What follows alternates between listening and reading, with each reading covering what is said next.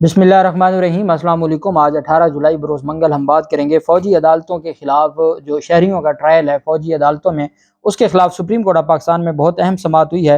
उसकी तफ़सील मैं आपके साथ शेयर करूँगा। मैं आपको बताऊँगा कि आबिद ज़ुबैरी साहब की जानिब से जो सदर हैं सुप्रीम कोर्ट बार एसोसिएशन के, बहुत उम्दा दलाइल दिए गए, जबकि अटॉर्नी जनरल ऑफ पाकिस्तान उनकी जानिब से फुल कोर्ट बेंच बनाने के जो नुक्ता है वफाकी हुकूमत की दरख्वास्त थी उस पर दलाइल दिए गए, उसको मुस्तरद कर दिया गया है। वजारत दिफा के वकील इरफान कादिर को बात करने से रोक दिया गया। अहम समाअत का हवाला मैं आपके साथ शेयर करूँगा। 5 रुकनी बेंच है, 6 रुकनी बेंच है। चीफ जस्टिस उमर बंदयाल साहब की सरबराही में एजाजुल हसन साहब, मुनीब अख्तर साहब, मज़ार नकवी साहब, आयशा मलिक साहबा और याहिया आफरीदी साहब, ये 6 रुकनी बेंच था जिसने समाअत की। समाअत के आगाज़ पर सदर supreme court bar association Abid Zubairi rostrum पर आ गए। उन्होंने अदालत से मुखातब होते हुए कहा कि मैंने एक दरख्वास्त दायर की है। इस पर चीफ जस्टिस ने रिमार्क दिया कि हम आपको खुशामदीद कहते हैं। आबिद ज़ुबैरी साहब ने कहा कि मैंने तहरीरी जवाब जमा करवा दिया है, सुप्रीम कोर्ट बार एसोसिएशन की नुमाइंदगी कर रहा हूँ। मेरी 5 मारूज़ात हैं जो मैं ऑनरेबल सुप्रीम कोर्ट के सामने पेश करना चाहता हूँ। उन्होंने कहा कि मैं बतौर इंडिविजुअल सदर सुप्रीम कोर्ट बार नहीं आया, मैं सुप्रीम कोर्ट बार एसोसिएशन बतौर इदारा अदालत के सामने पेश हुआ और अदालत के सामने मैंने दरख्वास्त दायर की है। मेरी 5 गुजारिशात होंगी अदालत के सामने, 5 इतराज़ात आप कह सकते हैं आर्मी अदालतों से मुतल्लिक जो सिविलियन का ट्रायल है, मैं उस बाबत अदालत को अपनी जो गुजारिशात हैं अदालत के सामने रखूँगा। तो चीफ जस्टिस ने रिमार्क्स दिए कि आप बात कर सकते हैं, जो बोलना है बताइए, आपकी राय का आना अच्छा होगा। आबिद ज़ुबैरी साहब ने कहा कि article 83A constitution of Pakistan के तहत सिविलियंस का जो ट्रायल है वो फ़ौजी अदालतों में नहीं हो सकता। अदालत की तवज्जो मैं सुप्रीम कोर्ट के फैसलों की जानिब दिलाना चाहता हूँ। 1999 सुप्रीम कोर्ट में लियाकत हुसैन केस से असूल तय है कि फ़ौजी अदालतों में सिविलियन का ट्रायल नहीं हो सकता। उन्होंने मज़ीद कहा कि जस्टिस अजमल मियाँ के फ़ैसले के मुताबिक सिर्फ फ़ौजी एहलकारों का फ़ौजी अदालतों में ट्रायल हो सकता है। फैसले में कहा गया कि आर्मी एक्ट के तहत सिविलियंस के ट्रायल के लिए आइनी तरमीम दरकार होगी, और हमने माजी में देखा कि जब जो आर्मी अदालतों में सिविलियन का जो ट्रायल था दहशतगर्दों का, तो उसका मामला आया तो बाकायदा तौर पर तरमीम की गई और उसको फिर तोसी भी दी गई 2 साल की, और जब वो तोसी ख़त्म हुई, तरमीम दोबारा नहीं हुई, वो ख़त्म हो गया मामला। तो आर्मी अदालतों में सिविलियन का ट्रायल नहीं हो सकता। उनकी जानिब से कहा गया कि जो बुनियादी आबिद ज़ुबैरी साहब ने कहा कि 21वीं आइनी तरमीम के आने के बाद जो चीज़ें हैं वो बड़ी क्लियर हैं। 21वीं आइनी तरमीम के ख़िलाफ़ दरख्वास्तों पर फैसले में अदालत ने जुडिशल रिव्यू की बात की थी। बुनियादी नुकता यह है कि जो इल्ज़ामात हैं उनसे मुल्ज़मान का ताल्लुक कैसे जोड़ा जाएगा। इस मामले पर अदालतों के फैसले मौजूद हैं। अदालतें कह चुकी हैं कि मुल्ज़मान का बराह रास्त ताल्लुक हो तो ही फ़ौजी अदालतों में ट्रायल हो सकता है। सवाल ये है कि क्या आइनी तरमीम के बगैर सिविलियंस का फ़ौजी अदालतों में ट्रायल पॉसिबल है।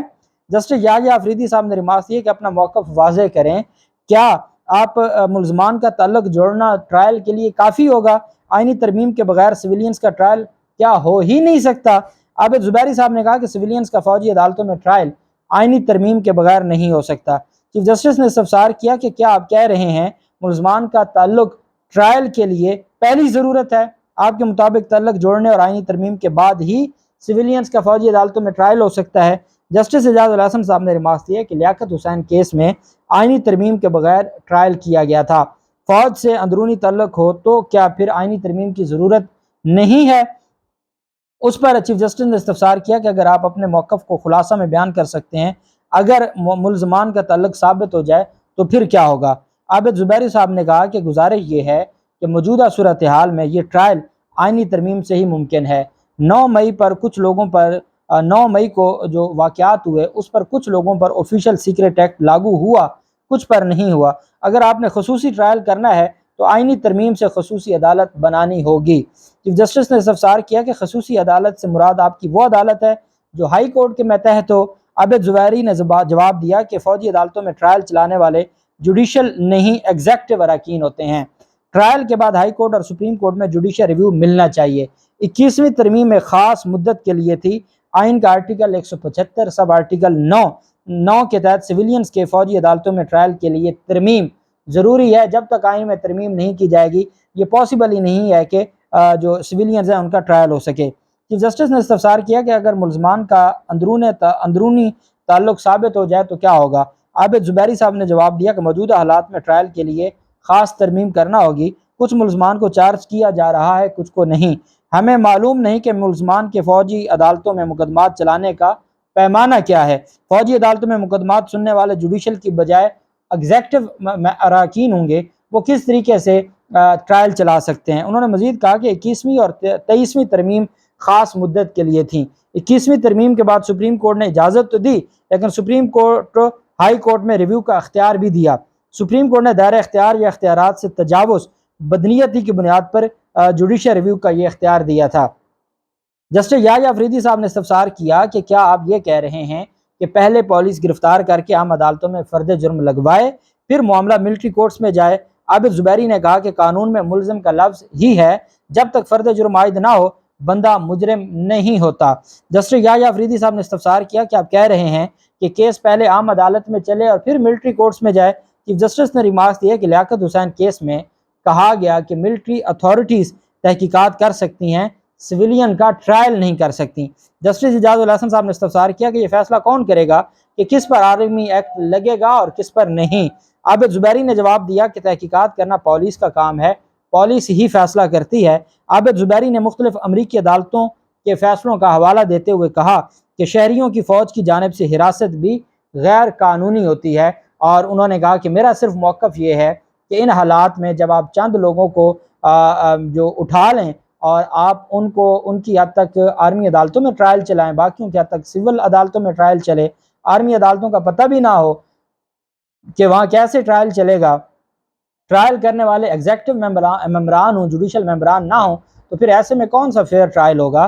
اور اگر دہشت گردوں کے خلاف ٹرائل چلنا ہے، اس میں آپ کو ضروری تھا کہ 21ویں اور 23ویں ترمیم کرنی پڑی، تو پھر آپ اپنے جو شہری ہیں ان کا ٹرائل کرنے کے لیے بغیر آئینی ترمیم کے کیسے کر سکتے ہیں؟ کس طریقے سے آپ فوجی عدالتوں میں ٹرائل کر سکتے ہیں؟ یہ ممکن ہی نہیں ہے۔ بہرحال انہوں نے اپنے دلائل مکمل کیے تو اٹارنی جنرل صاحب نے دلائل شروع کیے۔ اٹارنی جنرل صاحب نے کہا کہ جسٹس منیب نے استفسار کیا کہ سوال یہ ہے کہ سویلینز پر آرمی ایکٹ کا اطلاق کیسے ہو سکتا ہے؟ اٹارنی جنرل نے فل کورٹ تشکیل سے متعلق درخواست پر دلائل دینے کا آغاز کرتے ہوئے کہا کہ میں سب سے پہلے جو ہماری درخواست ہے کہ فل کورٹ تشکیل دیا جائے، میں اس کے اوپر بات کرنا چاہوں گا، اور اس کے بعد پھر ہم کسی اور ٹاپک پر بات کریں گے۔ جسٹس عائشہ ملک صاحبہ نے کہا مجھے سمجھ نہیں آ رہی حکومت چاہتی کیا ہے۔ حکومت نے پہلے ایک جج پر اعتراض کیا، پہلے کہا کہ ہمیں کسی جج پر اعتراض نہیں، پھر کہا کہ ہمیں ایک جج پر اعتراض ہے، اب کہتے ہیں کہ فل کورٹ بنایا جائے۔ تو آپ کسی ایک بات پر قائم رہ سکتے ہیں یا نہیں رہ سکتے؟ اٹارنی جنرل نے کہا کہ درخواست گزاروں کے وکیل نے ایف بی علی اور 2 مزید فیصلوں پر بات کی۔ عدالت کے سامنے 21ویں آئینی ترمیم اور لیاقت حسین کیس کو بھی زیر بحث لایا گیا۔ لیاقت حسین کیس میں 9 رکنی بینچ تھا۔ میں عدالت کے 23 جون کے حکم نامے کو پڑھوں گا۔ چیف جسٹس نے ریمارک کیا کہ اس بات کی خوشی ہے کہ آرمی کے زیر حراست افراد کو خاندانوں سے ملنے دیا جا رہا ہے۔ اٹارنی جنرل نے عدالت میں جسٹس یحییٰ افریدی کا نوٹ پڑھا۔ انہوں نے کہا کہ یحییٰ افریدی نے اپنے نوٹ میں فل کورٹ تشکیل دینے کو کہا۔ جسٹس یحییٰ افریدی کے نوٹ میں دیگر بینچ اراکین کے بینچ پر اعتراض کا تذکرہ بھی کیا گیا۔ جسٹس عائشہ ملک صاحبہ نے ریمارک کیا کہ آپ 26 جون کا حکم نامہ بھی پڑھ لیں۔ وفاقی حکومت نے خود بینچ کے ایک رکن پر اعتراض کیا کہ آپ حکومت فل کورٹ کا کہہ سکتی ہے جب آپ خود ایک بینچ پر اعتراض کر چکے ہیں۔ اٹارنی جنرل نے کہا کہ استدعا ہے کہ دستیاب ججز پر مشتمل فل کورٹ تشکیل دیا جائے۔ اس پر جسٹس عائشہ ملک نے استفسار کیا کہ کون فیصلہ کرے گا کہ کون سے ججز دستیاب ہیں؟ آپ خود مان رہے ہیں کہ بینچ کی تشکیل کا فیصلہ چیف جسٹس کریں گے۔ جسٹس منیب نے ریمارکس دیے کہ یہ بینچ اس کیس کو سن چکا ہے، آپ اپنی گزارشات جاری رکھیں۔ کافی حد تک موجودہ بینچ یہ کیس سن چکا ہے اور ہم نئے سرے سے پنڈورا باکس نہیں کھولنا چاہتے۔ جسٹس عائشہ ملک صاحب نے استفسار کیا کہ کیا آپ کہہ رہے ہیں کہ 17 سے زیادہ ججز اس کیس کے لیے دستیاب ہوں تب ہی آپ اس کیس پر سماعت ہو سکتی ہے؟ کیا یہ ممکن ہے؟